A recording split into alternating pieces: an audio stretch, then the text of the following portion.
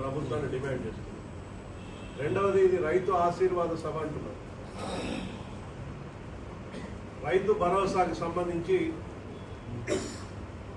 రైతాంగం చాలా అసంతృప్తితో ఉన్నారు.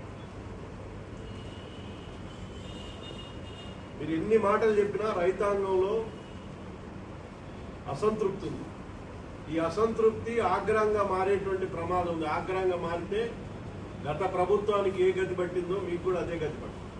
అందుకని అది తెచ్చుకోవద్దని చెప్తా ఉన్నాం. మేము గతంలో కూడా అనేక సార్లు చెప్పినాం. మీరే రైతు భరోసాకు సంబంధించి 15,000 ఇస్తా ఉన్నారు. ఎన్నికల మేనిఫెస్టోలో పెట్టారు. ఎన్నికల సందర్భంగా 6 గ్యారంటీల్లో చెప్పారు. ఇది రైతు డిక్లరేషన్లో చెప్పారు. 15,000 పోయింది, 12,000 అన్నారు. రైట్, ఆ 12,000 అయినా సక్రమంగా రైతాంగానికి సరైనటువంటి సమయంలో ఇవ్వకపోతే దీనివల్ల ఏం ఉపయోగం లేదు రైతుకి. ఇది ఇచ్చేది పెట్టుబడి సహాయం.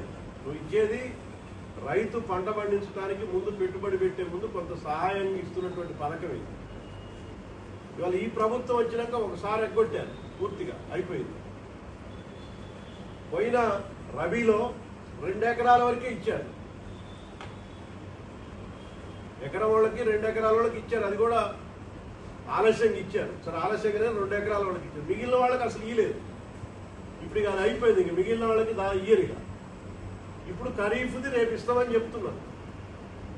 రేపు కూడా అందరికి ఇస్తారా, ఎకరం వాళ్ళకి ఇస్తారా, 2 ఎకరాలకు, ఇప్పటివరకు స్పష్టమైనటువంటి ప్రకటన లేదు.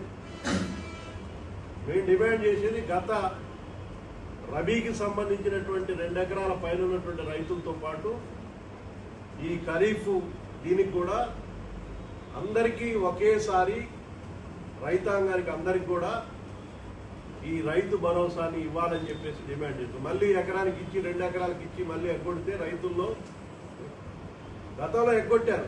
అందుకనే రైతుల అసంతృప్తి, అనుమానాలు ఉన్నాయి. ఇప్పుడు కూడా అందరికీ వేస్తారా, ఎకరానికి వేస్తారా ఏంటనేది చూస్తున్నారు, వెయిట్ చేస్తున్నారు. మళ్ళీ కనుక అదే పద్ధతుల్లో వేస్తే రైతాంగం ఇవాళ నమ్మేటువంటి పరిస్థితి ఉండదు.